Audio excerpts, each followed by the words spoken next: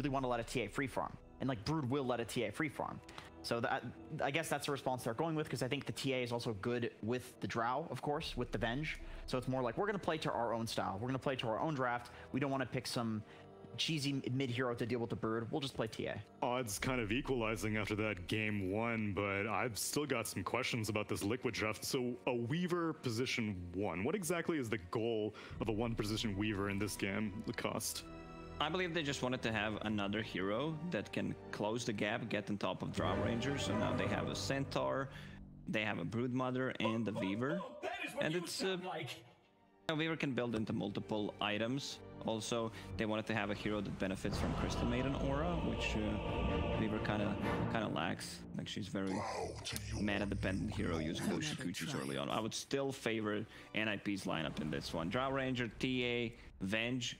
Where are you going? We're not done yet. I wanted to look at this this Dark Willow. I need to tell Rich about this. This is groundbreaking, man. I'm glad he's in the fluff panel right now. I don't think you could handle this level of immersion. Woo. Is the hero any good though? That's what I want to know, because it's a first phase pick. Liquid obviously value it quite a bit. Doesn't seem like there's any teamfight contributions that they may have been able to have, but it might be able to discourage whatever, I don't know, whatever might stop this Broodmother. But we will find out as we transition into game 2 of Liquid versus NIP. Fogg, you said you couldn't see a better hero than Templar Assassin. You said it's good in lane, but sucks overall in game. And we're going to go straight to the action, apparently. So we have a heavy 4 versus 5 clash that looks like Liquid is actually winning. Managed to get the first blood and might be able to get a second blood as well. Saberlight is going to have a whole lot of heroes on him. And he gets if he runs into the brambles, that'll probably be it. And Charlie. For Insania. Now Charlie's been clipped. Oh, both from Boxy? What? Charlie, will he Charlie? live? He's gonna live thanks to the Fairy Fire, and as a result, Era will also live for now. Shikuchi. He's on the hunt. Era, is he gonna try and TP out? Does Insania have anything? Okay, Insania takes the third kill. Unbelievable. Well, I mean, now you got boots on Crystal Maiden, right? I guess so. Such a good level 1 fight, like, besides Brood, right? Looking at the 4 heroes of Liquid, Willow, CM, these nukes are amazing. Boxy gets some godly stuns, too. Meanwhile, on the other side, Battery Assault against multiple heroes. Yeah. Underlord leveled his aura. Yeah. It's just not good. Plus, they're going to get the bounty runes, apparently, on the other side of the map, so... All right. Yeah. I mean, what do we bring, like a bunch of mangoes and clarities and some boots for CM, and now CM has a much funner time versus Clockwork because you can actually get away from him a little bit there. But yeah, the TA versus the Brood. I think we've seen this matchup a lot of times. TA destroys Brood in the first few levels. You just can't do anything. But inevitably, Brood does just end up leaving the lane and doing the Brood things. You just hit some jungle creeps, and he's actually getting a couple denies. That's surprising. Don't see that too often. Both of them focusing on the denies here. The Underlord is going to be soloing top lane for now. An early stomp into Brambles. We'll see those side blades continue to be very annoying for Koifa, though. Yeah. He's feeling the pain right now. He needs some regen, and he needs it stat. And for said reasons, this is why we understand the matchup being Templar Assassin favored. Koifa scurry back a little bit. But yeah, look, Boots Windlace. Look at Insania zooming. His 345 movement speed even with them. Think how much gold you're going to save if you get an early Tranquil Boots and don't have to worry about regen anymore. Taiga's going to suicide to the tower because he killed Saberlight. So he's not giving up any experience. Might as well go back and reset. They're so early on their level 2s now too, right? CMR is now provided for the team, so they can make super aggressive moves top. And I like that they play aggressive. I think this is one of the key things about Willow, that people are afraid to just use your skill shots, right? Just throw down the brambles. Just try to make those aggressive moves. They will be able to get those kills. Now Arabat, they make the rotation. Taiga comes down again to set up for a kill. No Shadow Realm, level 2 Cursed Crown. Yep. So he's really just wants to be running around setting up kills. Yeah, big fan of that build. I think that's, for the most part, I think you should do that build on the 4 position, because just like Shadow Realm is just, unless it's a lane where you just can't actually pressure and you're just doing these just harassment wars, sure, you can go for Shadow Realm, but this actually always will give you better kills. And they can definitely set up kills bottom here. This tri-lane, it's strong, triple ranged. They can all benefit really heavily off of those bugs that are going to come out. 5-1. The one bad lane right now is that mid lane matchup where we're 13-3 for the Templar Assassin. You said it's a winning matchup, but I would also say Supreme has really been the bright, shining part of Ninjas in Pajamas. He, I think, has individually performed very well for the team, even through their losses. Yeah, I've actually been very impressed with him. I'm glad they've been straying away from like the Invoker and stuff, because like he was really struggling on those heroes. When it's one of his comfort picks, but that hero just he's still just really hard to make work, even if he's good now. Era. Just be pretty careful, Taiga. I mean, they're already level 3. Era's only level 1 in this tri lane.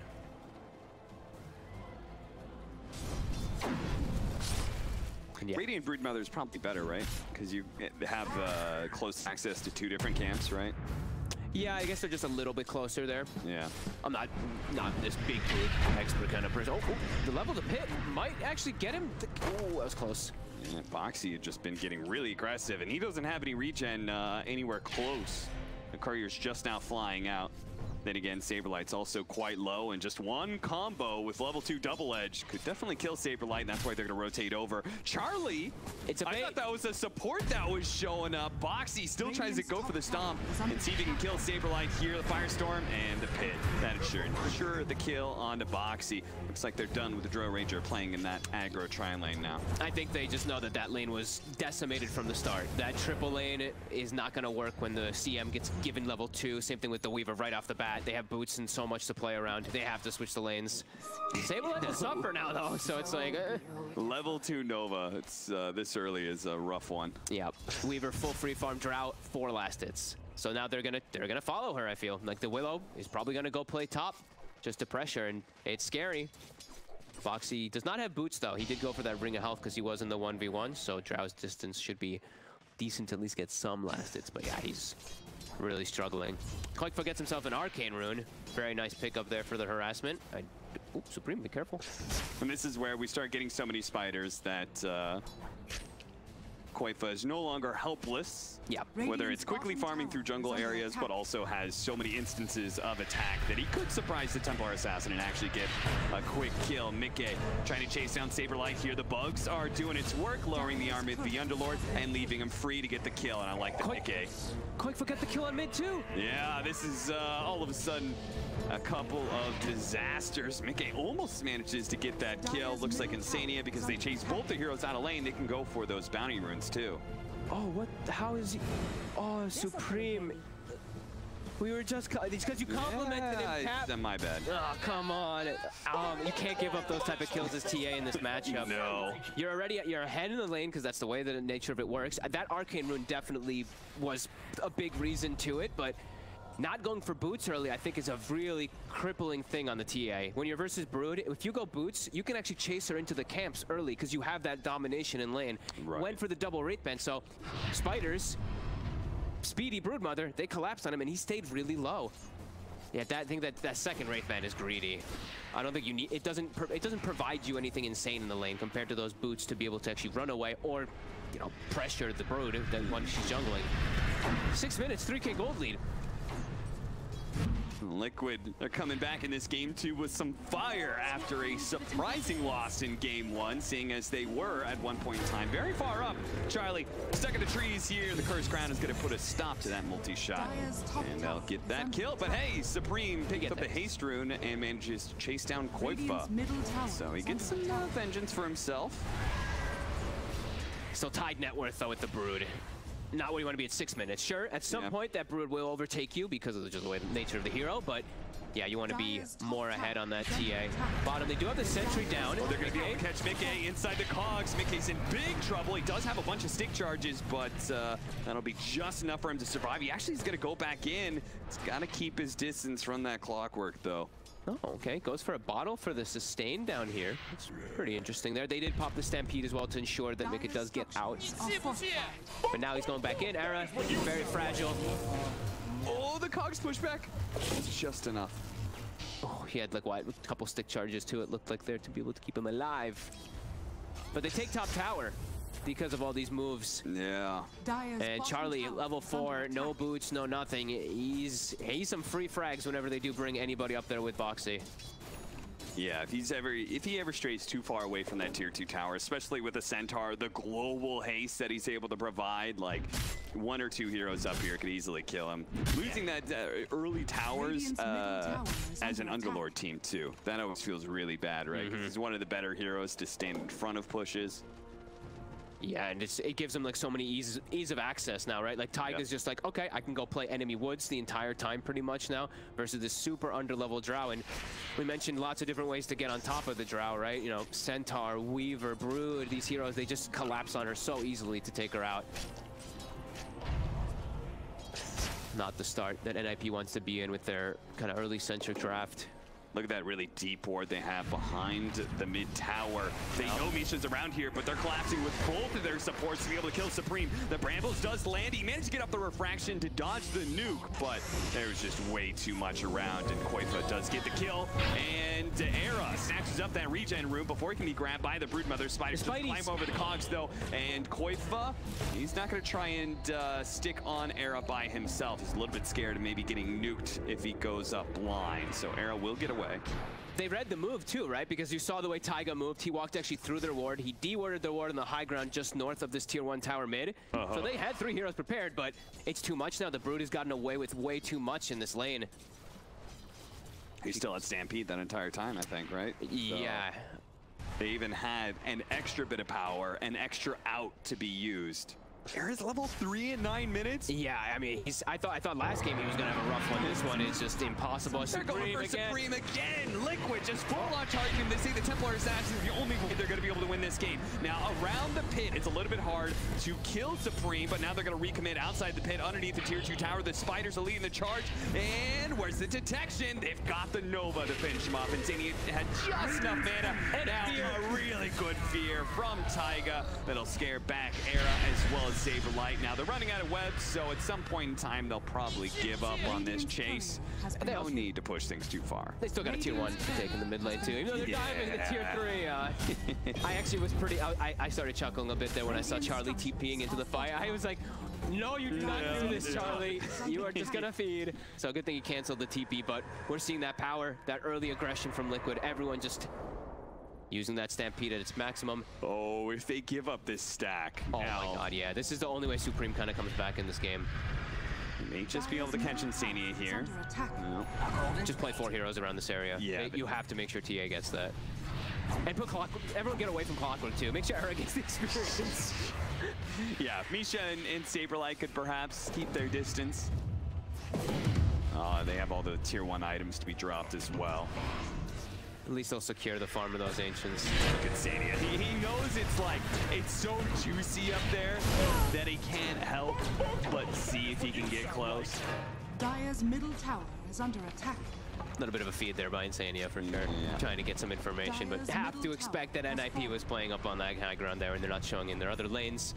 Charlie, he's kept the lane static. Actually up top, I believe he's just power denying up there to make sure that it stays there for a moment. Now he's starting to push it away. Taiga, he looks like he wants to be the one getting aggressive up here finally. Charlie's good. Charlie's at least absorbed some space. He's still pretty far behind, but at least up to that level 8. Don't step past for this wave, though. No, he can never really pass that point. As Liquid have full control of this high ground area. They have a nice ward around the tier 2 area. Boxy tries to go for the blink stun onto Misha. He'll eventually catch him. I love that Boxy's been doing this on his Centaur, actually. I noticed this the last time he played it, too. It's just brown boots, 1 mini item, straight into the blink. He doesn't go for phase boots. He doesn't go for wand, nothing like that. It's just straight blink. Hookshot does manage to catch him in the middle of the Stampede, so this is perfect to be able to bring down Boxy. Era picks him apart. Insania, though, with his distance on the freezing field, is going to be able to get the counter kill onto Era. Nice positioning from the 5 position of Team Liquid. Insania he's just rolling with the punches this game, you know? He's like, all right, I'll take a triple kill. I'll get a kill on the Clockwork. Thank you, Boxy. I feel like maybe he was saying that he was disappointed in his team's performance of game 1. He's like, no, you guys don't deserve kills. He's like, Mickey, you were Slark. Hey, you had a Scotty and you had a free game. Free Slark game. Boxy, he fed a number of times. He certainly doesn't deserve those kills. No. Dire's bottom tower is under Koifa, they will continue with their aggressive builds. The Diffusal, as we've seen, of course, so many times on the Broods. Treads plus Diffusal. They can run down any of these heroes, and they're going to continue to do so. Supreme Gonna be able to catch him with the stomp into the frostbite, and the spiders are closing in. Supreme's gonna try and go for a desperate TP out. The damage coming fast though, the bramble. the neutral. Taiga caught him, but the neutrals are the ones to claim the last hit on Supreme. Oh, that's good. Saberlight will use the Rift. Still has a couple seconds of delay. They can't bring him down though. Bit too much armor. Radiant's top tower is under attack. Yeah, Liquid's still taking over this game a bit too much here for NIP to kind of control themselves, because they're now losing access of their triangle. You have a TA and a Drow that are losing access to their jungle and their triangle this early on. Boxy, don't stop, man.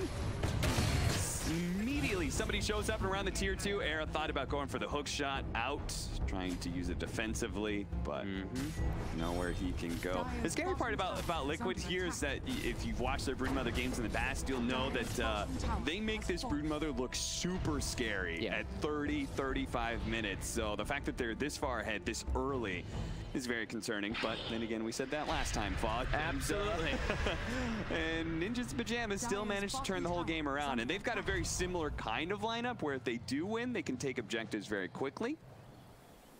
They have to be able to win fights though, and winning fights right now versus a very farm Centaur, huge Weaver, and huge Broodmother.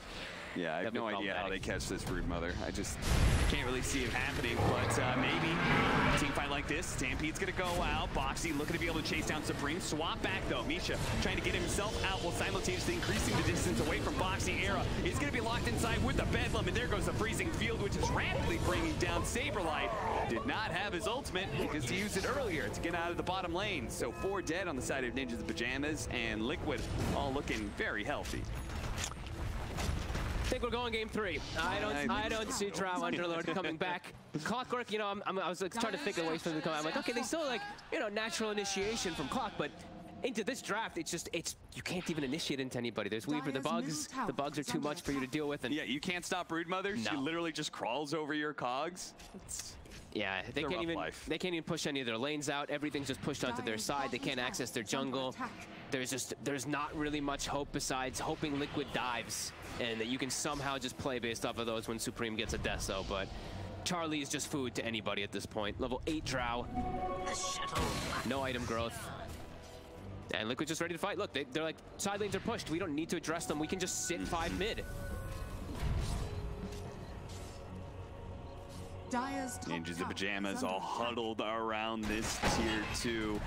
They are going to make their jump. Era choosing to go for the Dark Willow, but he's going to have it really beautiful terrorize onto 4. That's going to be able to bail out Boxy. He was really far forward there. Still going to be trying to go for Era here, but he's swapped back by Misha. So Ninja's Pajamas is going to be the first fight. They haven't actually lost anybody. Nice defensive positioning from them there. Swap. Sania back in. That's the second swap. Good job by Misha. They find a pick. Very nice. Just everybody sat around the area. Everyone sat around Drow, so they benefit from that aura a bit. Same thing with the atrophy hurting Liquid a little. It's just the way that fight kind of progressed. Pretty decent initiation from Era. If they were a bit more ahead, right, they could have maybe cleaned up a little bit more there, but that deficit really coming into play. Just how do they kill Mickey? It just seems impossible. This is our moment. Same thing goes for Koikfa as he's having a spectacular game. They need one of those hook shots where they catch Mickey after he's been in the same place for like 4 or 5 seconds, you know? That way he can't ult to move out of the cogs and just dump a bunch of damage in there. Yeah, I would just hope that he dives too far into a pit, into a hook shot, and just chain stun, but it's very unlikely with the way that Liquid's playing this time around. Much more careful, I think, than the last time when they did get a lead. This is usually the way I feel like Liquid plays when they start to get that lead. They constrict the map a lot heavier. Not like last time when they just, you know, Boxy ran in and out of zone. But yeah, they're playing the map real well here. They've got good aggressive wards too to watch whenever NIP does kind of move out. And Broodmother works so well for this playstyle of theirs too, because it is one of those heroes that can kind of freely cut lanes, thereby constricting the map without risking anything. Getting a little bit, like what we were saying though, this is where Team Liquid's like, yeah, no, we don't need to press the issue so much anymore. They can chill back, get some farm, finish up this items here. Looks like it's the Manta finished up for Weaver, so they've accumulated a pretty good chunk of net worth here, picking up a Vanguard too on Centaur. I believe the Ags on Brood is pretty close to being done too, so... Boxy sees a bunch of heroes that are not in their mid-tier too. So the moment they show up, he TPs. He's like, let's go. They're somebody very far out without TA. Boxy's thinking about it. This fight.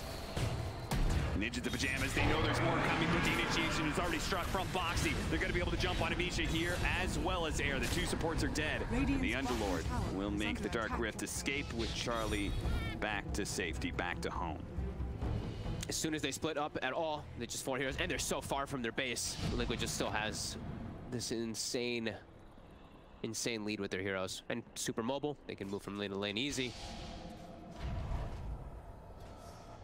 NIP, they don't have the, they don't have the fortune this time if like it's towards Luna. The NP is able to TP around, push the lanes out always. They're stuck on their side at a disadvantage. Is there any item timing and swap back there into the Gust? A nice silence combo with the hookshot following up. Okay, Koifa's a little bit low here, and they can't manage to get anything off. Boxy a little bit too late on the stomp there. Weaver is still going in on Charlie here, but now he's stuck inside the cogs. The last couple of shots though. Charlie, get rid of that bug, get away from the Dark Willow. He can't, he's stuck, and it's still going to be a massive win for Ninjas the Pajamas. They lose 2, but they pick up 4 kills in the process. Fogged, that's the exact same area of the map that Liquid lost a fight last time. So gotta be a little bit careful, guys. They didn't have the, I think time lapse was still on cooldown from bottom. I think Mika had used it. They died for it. Excellent pit positioning. And these swaps, I mean, Misha, he's on point with these aggressive swaps that they're able to get off. And NIP were ready. All 5 heroes this time were sat around that drow to get the benefit of that extra damage. And it's the Deso timing from the TA. They do have the damage. Again, Liquid. Showing, give you blood. Can they do Roche? No. They've got a Deso, but feels like maybe not enough time. No, I think it's a bit too risky. It's only, what, 20 seconds they had or something? Yeah, I think somebody has like 40-second death timer right now, okay. But I think that's probably Mickey. Oh, yeah, right, sorry. There's 26 seconds on the Drow as well as the Venge. If the Venge survived... So they have Venge Illusion? Is the Venge Illusion there? Maybe that could be a I think it should, yeah, it should still be up. Yeah, so maybe? I think it's a little hard. I would be, if I was in their position, I would be tempted to go for it just because I feel like it's different than game 1. I feel like this one team fight doesn't like all of a sudden change the game that much, you know? I feel like I want to take some sort of risk, or maybe just pushing down these tier 1 towers. That's a great objective to take as well. So maybe that's a bit better. Yeah, I think it's just a little too risky. Boxy's gonna be the big one, right? He's gonna be back up too soon for them to go for any type of rush. Sure. So, yeah, this is just a little bit of a smarter play, but yeah, definitely not the same case the last one because they did lose 2 heroes still during it too, and it was their carry technically, right? Their Drow does end up dying, even though Supreme is just being that carry anyway, but... Yeah, at this point, Supreme's probably more of the one position, but Charlie's still a very important piece of the puzzle. Liquid can't make too many of those mistakes, though, in a row. Even though they still do have a very strong draft, especially versus this Drow Ranger, versus this TA. But if this Templar Assassin gets an early BKB, which he already had the Mithril Hammer after the Deso, so he's probably pretty close. Yeah, he'll be a lot safer. Still has to worry about, there's still a lot of instances of like physical damage with Weaver and Brood, but he'll be a lot more elusive in the fights. He can pick and choose his targets easier. Yeah, and he'll just be able to run at whatever targets he does choose. That is where that mobility becomes a problem both ways, right? Is both, like them being able to use Stampede or the speed of the Broodmother and Weaver just to get away from the TA. And then that same mobility becomes a problem for the Drow Ranger when it comes to running her over. Ooh, look at this. I mean, it's the very standard build we see on most carries, right? But for Weaver, it feels different, but it's such a good game for it. Halberd versus ranged carries, it's the dream. so he will be going for that build. They're still kind of posturing themselves a bit aggressive, but looks like they actually might give up that bottom tower. Probably, I think it's Koikfa maybe making the call, saying that I'm very close to Ags. Let's play on the opposite side rather than falling for a trap, playing into NIP's hands. Oh, can we look at the Broodmother here? I always love it when he picks up the Ags and he starts shooting webs all over the place. Yeah. Those 16 charges. He's got the bugs too. They don't bring it down at some insane pace because he's not using the hunger. Now it'll start dying a lot faster, but it's scouted. It's Ninjas of Pajamas. This could be where they turn the game around if they actually manage to get inside of this box. He's sitting in front. Nice two-man stomp to be able to start things off. Era sitting up the side, ready to go for his hook shot here, but they swap back Boxy. Mickey's here with a double damage. That should quickly take out Misha, but he's got to be careful of Supreme. He's going to pop his ultimate, try and jump away. He's been gusted. Pops Manta, gets rid of that silence, and quickly Shikuchi's away. Curse Crown on Saberlight. A small momentary stun. Mickey's going to come back in with that DD once again. He gets pushed by the cogs. He has to stay away from Supreme at all costs, though. That damage is very scary. A nice pit, and Sania is going to find his freezing field stopped and poked apart by the Dro Ranger, while Taiga also dies. Mickey's still trying to make this damage, double damage, do its work to be able to kill somebody, but Ninjas of Pajamas playing a nice tight core here. Yep. They are moving around each other constantly, are not breaking apart and not giving the Weaver any quarter. They're getting literally the maximum benefit of their auras, right? That Venge illusion was still there during the entirety of the fight. Drow didn't have anybody on top of her, so they get that extra attack speed, that extra bit of damage too. Really playing well around that unit, like you're mentioning. Killing the high ground ward. Saberlight is not an easy target to be able to bring down. Be careful! No! Low ground misses there. It's right around the Roche again. Right around the Roche pit, and this time they've got the minus armor. Uh-oh, this is looking a little familiar. Charlie's online too. He's got the Hurricane Pike to save himself. Supreme is enabled. It's Weaver and Brood starting to suffer a bit here. I don't think this is too extreme to say just based off of their score. They would be 0-3 if they lose this series, but I think more so just mentally, I think Liquid is done. If they lose this series, I don't think they're coming back. Radiant's middle tower is under This would be 2 games in a row where they had an advantage. They also lost 2 series, one against Secret, one against Viking GG, where they went 2-1, where I think they had chances to be able to win the games that they lost, and weren't able to put together a good enough game plan, good enough execution to close it out. I feel like this one is, it's a little bit more on how well NIP played the fights compared to the last one where Liquid kind of, I feel like they threw it away. I feel like they kind of just threw their lives in and died one by one in a way. This one, I mean, NIP just played as this bald unit. They played really well around those auras that they are playing with. So I did really like that, at least the way they set up Liquid. I think that was just a tough fight for them when Boxy, when they forced the Roche so hard. The hunger was used on Brood. He runs in, he's useless in the fight without it. Yeah. Versus these heroes, so. Do it with flair. Ninjas of Pajamas, their 5-man spoke. It was scouted, but at the same time, barely managed to dodge that. They had the vision. Can they get the stun? The stun won. Can they get the swap back into the rest of the team? Into the trees he goes, but he's dead. Oh man, I mean, Misha again, these swaps. Phenomenal plays. There's a farm Broodmother. They get a good chunk of gold there.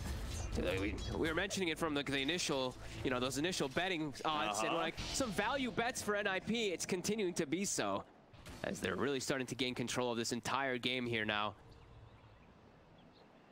Somehow Team Liquid still holding a net worth advantage, but it doesn't feel that way because they are far too scared to fight Ninjas of Pajamas right now. And I'm feeling a real lackluster of damage on their side because they did go for the Manta. They did go for the Halberd on the Weaver. He doesn't pack a big punch. They're into Atrophy Aura. They're into these, you know, I believe it's like a mech and everything too on that Underlord. And it's a lot of auras. It's just going to keep preventing them from doing that damage. Now with the NIP, they're on the aggressive footing. Look, I mean, it's a 23 armor Clockwork. He's a lot safer in most of these situations. Everyone is very online now for NIP. Is Crimson Guard a dead item? Has it just been replaced by Heaven's Halberd altogether? Yeah, Halberd is just too OP. Just way too strong. Buy it while you can. Is what I would probably say. Get it the hard nerf. Yeah. That item, way too insane. They're hitting high ground. It's just, it's very similar to last time. You lose one more fight, and it could be 2 lanes of barracks, could be game over for Team Liquid. Bring it on. This is where those nerves come into play. Yeah, look at, I mean, the auras, look at this Venge aura. They have this crazy attack rate. Boxy's going in. Stomp going out, Terrorize on to 3. Really good positioning. They're going to quickly blow up the Templar Assassin, take away that Aegis. They're going to be able to get out 2. Ninjas of Pajamas, though, they also don't get caught in a low ground fight, and they can choose to go in again and try and finish up this tier 3, which Supreme will. They still have his BKB after all. Yeah, he definitely held it really nice. Their lanes are also in a good spot, so this is pretty decent push. They have Rift in case of any real alarming stuff goes on, but they're initiating. They're going to make their jump onto Boxy here. Boxy having Charlie. Nice forward staff is going to be able to get him out of the cogs, and he can go reset in the fountain here. This is where it gets a little bit dangerous for Ninjas of Pajamas. If they let these heroes continue to reset. Era. He goes down to about half health. The rest of the team, though, is pretty healthy. And Supreme, he's not slowing down just yet. Mickey, he's pushed away. Melee Barracks soon to fall. They got, I mean, I think it's really good that they're forcing it here. They still have Greaves that's constantly being popped and healing them up. The Liquid, they try to Supreme gets off the BKB before the sun could go out. Boxy actually gets really low. They're going to cancel their Dark Rift. Boxy, he dies the last shot from Supreme. Now he throws the damage at Taigo. Use the Ult Scepter to be able to get away. Broodmother, he's in trouble. He's going to be swapped back and he's dead.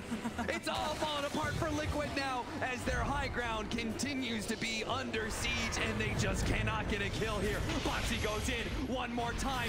One last stand. He tries to go in for the double stop, but they don't do the damage. Mickey, he pops Manta, going for Charlie, but a hook shot in. Cog separating the two. The Terrorize comes in, but it's too late.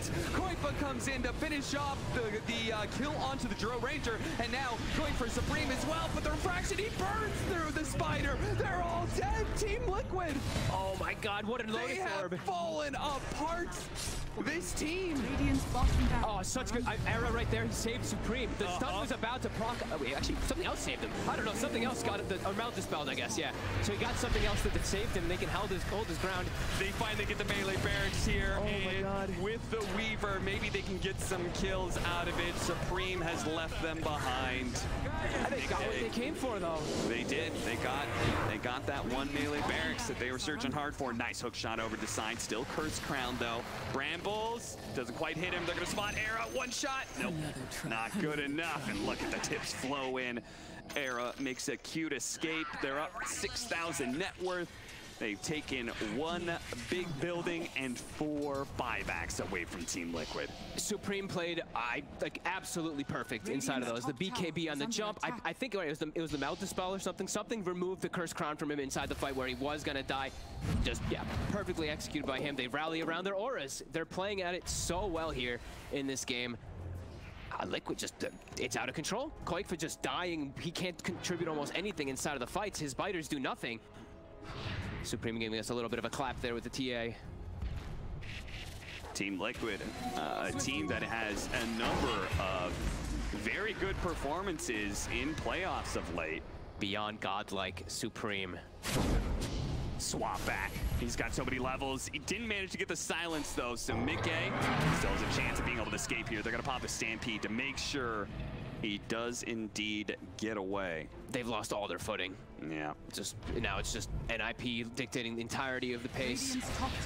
Supreme just really, he's really owning this game. 12-4-4. He did have those 1 or 2 slip-ups, but hey, as soon as they are all able to group up, we're really seeing that power of the lineup. Liquid not seeing good ways of them to really actually bringing down these heroes. Koifa is just so fragile. So between the head anytime he goes in. They've got the Melt Dispel. Now they've also got a Lotus Orb. Yep. So very important counters to the Dark Willow. And on top of that, the Heaven's Halberd from the Underlords, which they've already been having damage problems for Team Liquid. Radiant's top tower has It's going to make it that much more difficult. Yeah, so many different ways to bail themselves out and protect their king, Supreme. Oh, they're going to try and catch Mickey here. Surprise mass TP move. See if they can get the swap. They drop the Ward Sentry combination. Still a tough one. They have to do it kind of perfectly because he still has the Manta to play around for silence. They're going to bait out the bounty, swap him back in, immediately stumped up. Beautiful combo. That's a dieback. That's 95 seconds where Ninjas in Pajamas, they have every right to take over Team Liquid space at this point. Misha's swaps are just so on point in both of these games. He's really just, it just looks like he's completely caught Liquid off of guard with the aggressiveness from it. 10K gold lead. They're, I mean, like we said, completely online. It's go time. 90 seconds. Can definitely look for a second set of racks here. 20 health regen for Saberlight, so he can quite easily tank. Level 20s. 20 and 22 on 2 of their cores here. Stay rallied around Underlord. They're gonna have to fight this without their Weaver. It starts with Boxy jumping in. Okay, Supreme is actually just gonna go straight for them here. Hooks got on the side. That's gonna be able to take out Insania while Supreme deals with Boxy. They're all pair up. They're all hitting so hard. The Venge Drow Aura, it's too much. It's overwhelming, Team Liquid. They've got 3 heroes with no buyback. And Ninjas the Pajamas, they can go for Megas or they can go for the Throne. Either option is free. Yeah, just go for those Megas for sure. Misha wants to go for aggressive swap. They can't, but yeah, look at this damage with the Drow, with the TA, with the Venge. They know they've got this one in the bag. Liquid, again. Radiant's top barracks has fallen. Radiant's top barracks has Crumbling. Big time.